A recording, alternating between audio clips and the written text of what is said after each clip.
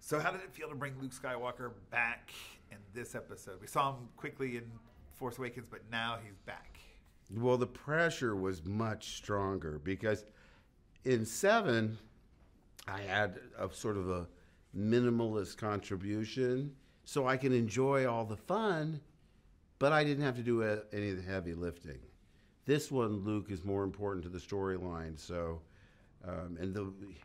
it's like the Doctor's Creed. First, do no harm. That's what I was trying to accomplish at a minimum. You want to do your best. You want to blend in, because these are certainly ensemble pictures. You know, Luke's story is only one of many, many that you'll see. The sets were supposedly more massive than they were in any other film, and detailed. How was it working on all that detailed scale? Well, I'm not giving anything away because now they've established there's a casino set. And I'm telling you, I'd never been on a set that opulent in my life. Plus 150 extras in exotic makeups and alien prosthetics and audio animatronic alien pets. I mean, everywhere you looked.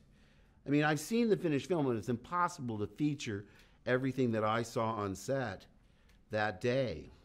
I made a small film called Brigsby Bear, and it occurred to me, just at the price tag for that set, you could probably make 150 Brigsby Bears. But they spared no expense because the films keep getting bigger and more elaborate because there's nowhere else to go. And tell us what it was like to step on the Millennium Falcon again. Well, I thought, oh boy, it's going to be fun. I said to my sons, you want to go? Yeah, sure, Dad. So my whole family went, and the documentary crew said, oh, you're going to go on for the first time. Can we film you? Because it wasn't a day I was shooting. I was just in street clothes. So I went up the ramp, and I wasn't expecting to be so moved by it. I mean, it was almost like visiting a house that I grew up in that I never expected to return to. And every detail was so accurate. Everything was the same. Every dent, every scratch, every hanging pipe and oil drip. I mean, it was astonishing. And I started getting choked up. I didn't know why. I didn't want the documentary crew to be looking at all this. And so I said, excuse me. And I went around and sat in the cockpit with my back to everyone. And I thought, holy moly, this is a memory I'll never forget, because it's unexpected, and it encompassed so much of my collective sense memory of what it was like to be back in the originals. You've lived with Luke for almost 40 years or plus. How has it changed, or how do you embrace that legacy? Well, part of it is that, you know, you have a beginning, a middle, and an end, and then you got to move on. You know, there's so much detail in your head that you have to sort of do a memory flush just so that you're able to memorize new lines.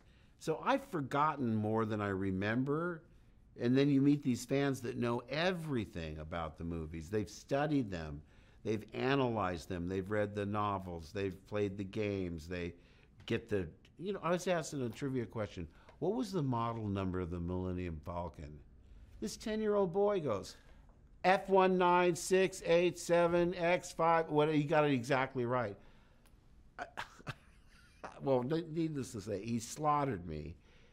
But later I asked his father, how did he know that?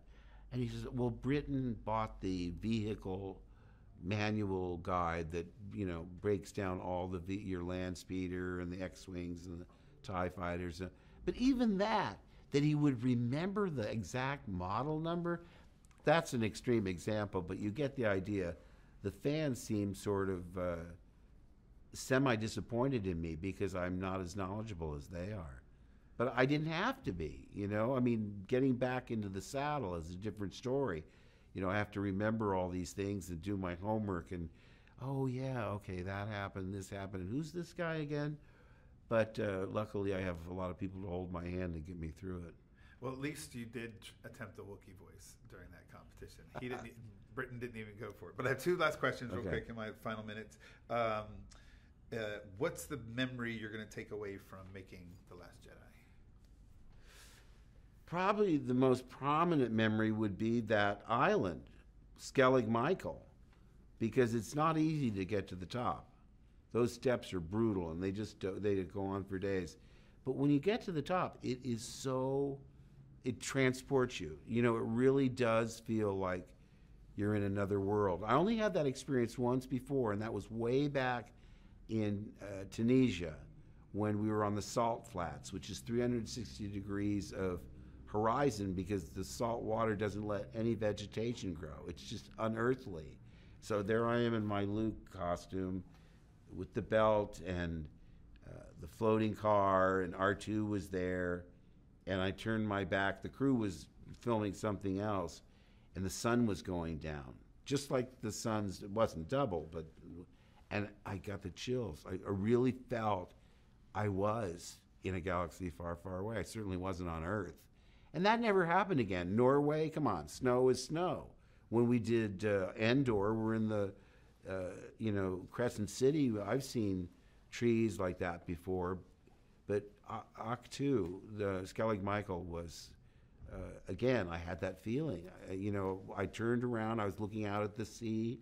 Again, the crew was engaged somewhere else, and I was alone, and I got the goosebumps again. I thought, yep, I'm back.